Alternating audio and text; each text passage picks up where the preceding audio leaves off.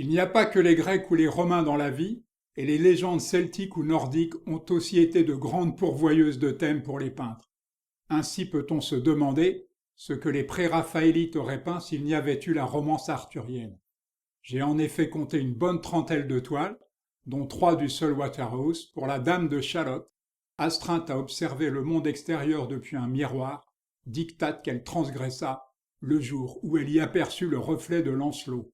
Elle ne put s'empêcher de l'observer directement, tout en sachant que sa curiosité la condamnait à une mort certaine. Le même Lancelot qui a inspiré plus de belles peintures que de mauvais films. Il faut dire qu'il cochait quelques cases, avec un amour pour l'épouse de son roi qui le rendait impropre à poursuivre la quête du Graal. N'en doutez pas, Guenièvre était vraiment éprise d'Arthur, mais la prestance de Lancelot lui fit perdre ses repères. Après que son époux l'ait condamnée puis amnistiée, elle finira ses jours au couvent.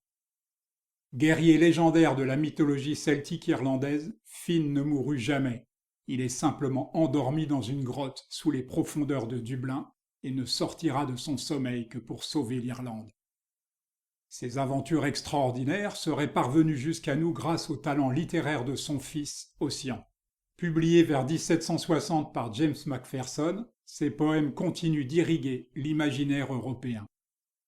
Le mythe d'Ossian et son cortège onirique influencèrent les peintres néoclassiques puis romantiques français, initiant une période de culte des légendes celtiques que l'on qualifia de celtomanie, notamment en Bretagne. Goethe, Walter Scott et même Wagner dans sa tétralogie, c'est toute l'Europe culturelle qui succomba au charme de la poésie d'Ossian, et Chateaubriand comme Musset savent ce qu'ils lui doivent. L'un des mythes celtiques les plus fascinants concerne la cité Angloutidis, jadis protégée des flots par une digue construite par Gradlon le Grand. Déjà très populaire, le mythe prend une résonance particulière aujourd'hui. Le Valhalla est le lieu mythique où l'on accueille les âmes des guerriers nordiques. Vous y croiserez Odin, Sigurd ou Thor.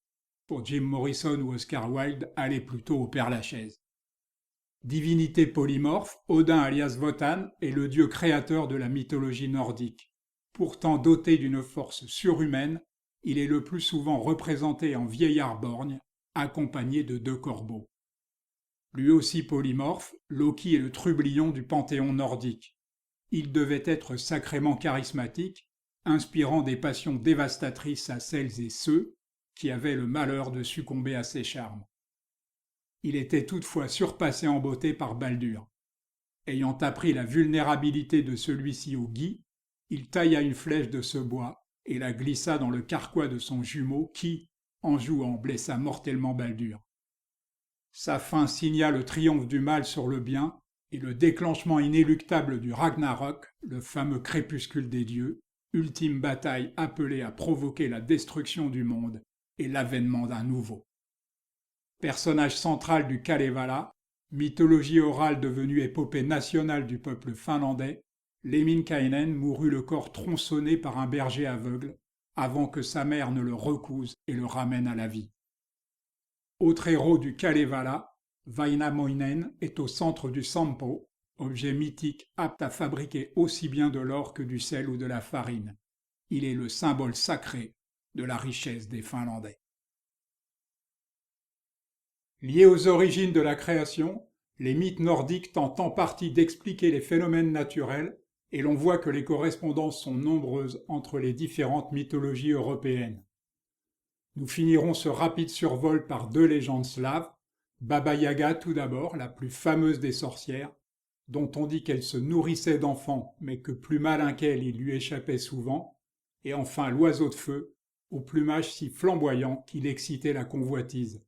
Le privant de liberté, celui qui le capturait ne tardait pas à le regretter. Stravinsky et Diaghilev ont popularisé la légende dans le monde entier.